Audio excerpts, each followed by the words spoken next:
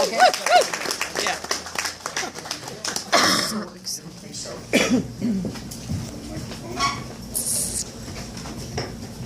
Oh, thank you. Sit down. Talking to the dog, not you.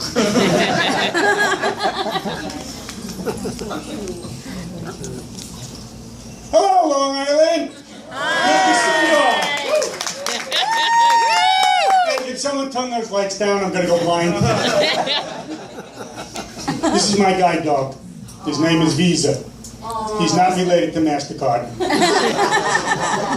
He's like American Express, though. I can't leave home without him.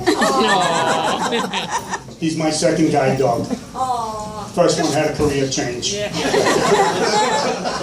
He became a social puppy. Truth of the matter is, I fired him. He walked me into a swimming pool. You know, one of the greatest things about being able to take him anywhere I go is that when I fought, I can blame it on him. You know, I love going into New York City. I love going for dirty water hot dogs. So I got a dirty water dog loaded with mustard, and I'm chomping away, and some of the mustard falls on top of him. I ended up with 2 dogs with mustard. When I was in 6th grade, the kids used to make fun of me because of my hearing aid. So I grabbed the hearing aid out of frustration, threw it against the wall, broke into a million little pieces. When I got home, I never heard the end of it.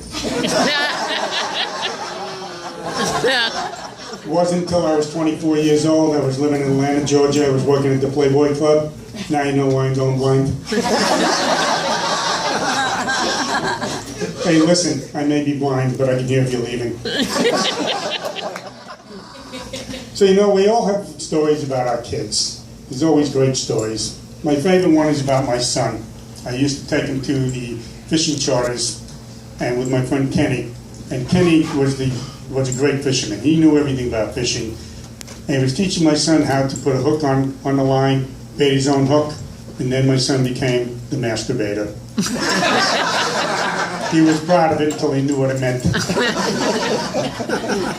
So I was divorced, and my daughter was spending a weekend with me, and she was acting up, being nasty. So I called the mom up and asked her to take her home. I go in the bedroom after she leaves, and I find this note on the bed. It says, "Dad is a asshole." Called her up and said, "Samantha, that wasn't very nice of you." He says, "Next time, either keep the information in your head, or if you write it on a piece of paper, rip it up. But remember, it's Dad is an asshole."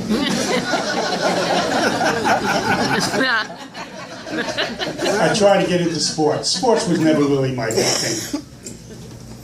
But I get into this game called beeper ball. It's a 1-pound baseball. It goes beep, beep, beep, beep. And I'm out in the outfield with my excited friend. All the blind people were supposed to wear blindfolds to make sure they were really blind. So we're out there for about 10 minutes or so. My friend comes up to me and says, "Mitch, I don't think you should be playing this game." I said, "Chuck, go away. Don't bother me." Sure.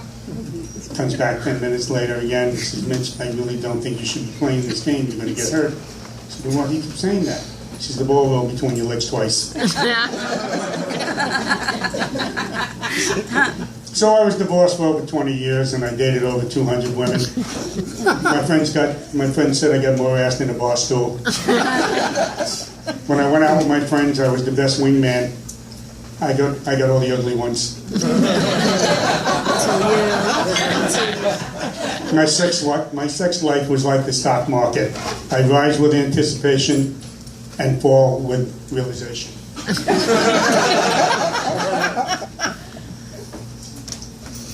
So my ex-wife, I met her, it was a blind date. I'm still not sure which one of us was blind. One of my past girlfriends, we went to a night football game where someone was playing a high school game. And it was before I had a guide dog. I walked up to the table with my white cane and her. And I says to the guy at the table who's collecting money, he says, "You mean to tell me that you're going to charge a blind guy $5 to come in and watch a football game that he can't see?" He looked at her, looked at me, looked back at her and says, "You know, I'm speechless. And that's not good because I'm an attorney." So I met my present wife on Match.com. Okay? Everybody has their stories about the dating.coms. I was always successful at meeting people, but this one was my winner. And I think it was the essence of my profile that really turned her on. It went like this. I'm visually challenged. I don't drive. I'll make it up to you in other ways.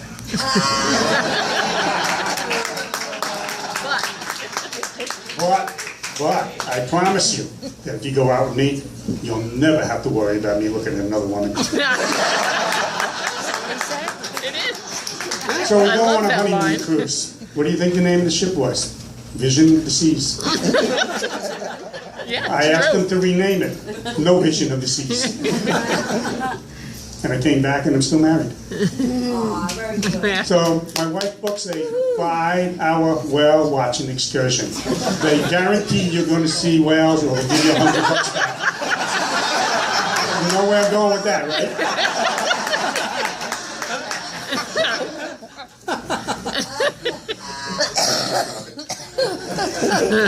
I just love it. So I go to the men's room, there's a sign above the urinals, says this is where Napoleon pulled his bone apart.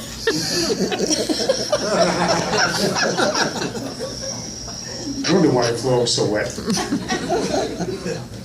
Says nobody likes going to the urologist, right? I know. It's terrible. So I says to my doctor, he says, Doc, he says, did you gain any weight? He says, why don't you ask? He says, your fingers seem to have gotten bigger. So I was going through the Kennedy Airport one day to go on a trip with my dog, just the two of us alone. And the usual way we have to do it before you go into the scanner is he has to wait on one side and I go on the other side and I call him over to me.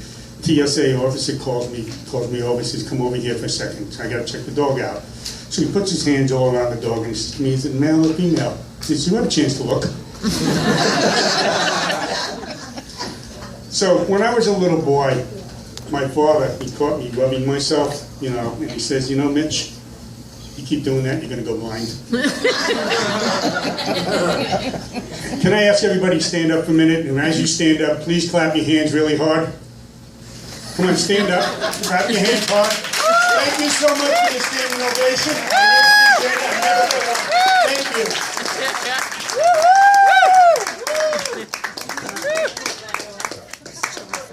He's good. And he did it just one time. Oh, thank you, Sherry. Thank you, Mitch. He's very